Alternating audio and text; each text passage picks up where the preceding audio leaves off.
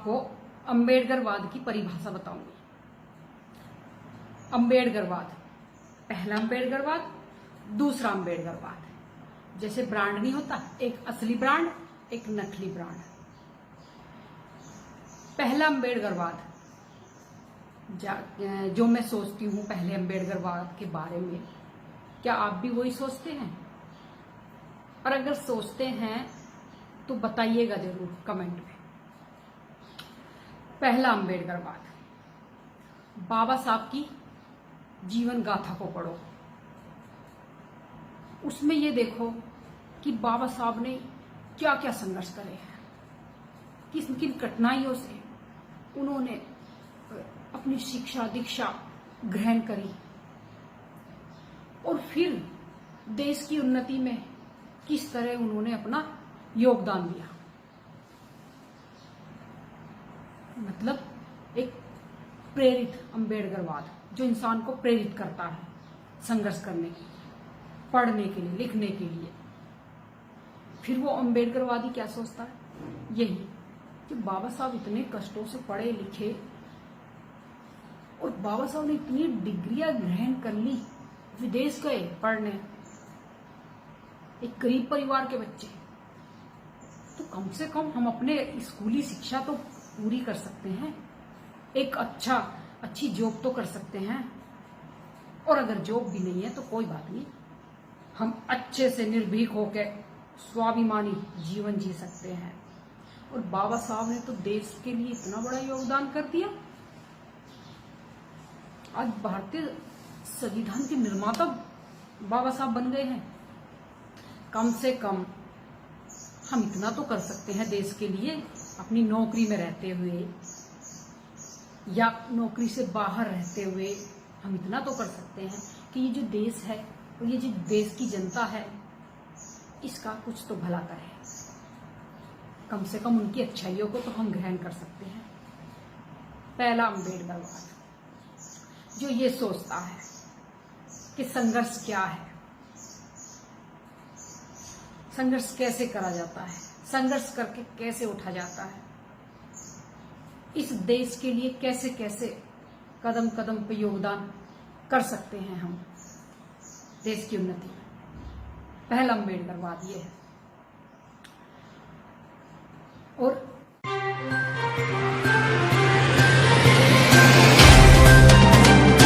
जो दूसरा अम्बेडकरवाद है, जिसको कहेंगे हम, एक तो हो गया देसी अम्बेडकरवाद, एक हो गया विदेशी अम्बेडकरवाद, यानी कि असली ब्रांड और नकली ब्रांड। और जो ये दूसरा अम्बेडकरवाद है, ये क्या सोचता है? ये सोचता है बाबा साहब के नाम पे कैसे आग लगाई जाए, समाज का कैसे विघटन करा जाए, इस देश को कैसे तोड़ा जाए, अपना उल्लू कैसे सीधा करा जाए। हाँ, ये सही रहेगा। ऐसे करते हैं, बाबा साहब की प्रतिमा को लेकर, बाबा साहब के नाम को लेकर बाबा साहब की बस्तियों में चलते हैं, यानी कि गरीब बस्ती, इन्हें कहते हैं दलित बस्तियों में चलते हैं, जहां बाबा साहब को बहुत मानते हैं, वहां चलते हैं। वहां जाकर सबसे पहला काम ऐसे करते, देवी देवताओं को गाली दिलवाते हैं। अच्छा, गाली भी दी गई, कुछ फायदा नहीं हुआ। अब फायदा तो कुछ नहीं हो रहा भाई। ऐसा करते हैं, हाँ, जूते चप्पलों से पिटवाते हैं, ये सही रहेगा। अब इधर से जूते चप्पलों से पिटवाना शुरू कर दिया। और पीटा किसने? सबसे पहले जो समाज के मंद बुद्धि लोग होते हैं, उनको पकड़ लो, क्योंकि उनको जल्दी समझ में आती है सारी बात। समझदार को तो समझ में ही नहीं आती, दिमाग ही कहाँ है इनमें इतना। लेकिन हाँ, मंद बुद्धियों में बहुत दिमाग होता है, उनको सबसे पहले पकड़ो, उन्हें समझाओ अच्छे से, और देवी देवताओं के जूते चप्पल पिटवाओ। और जब मंद बुद्धि समझ गए और ये करने लगे भगवान का अनादर, तब दूसरा तबका जो आस्थावादी है, जो ईश्वर में आस्था रखता है,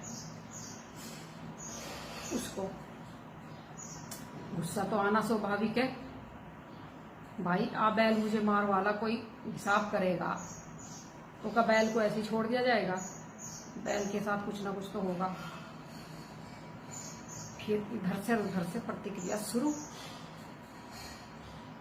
जातीय। अब इसको क्या करा जाए?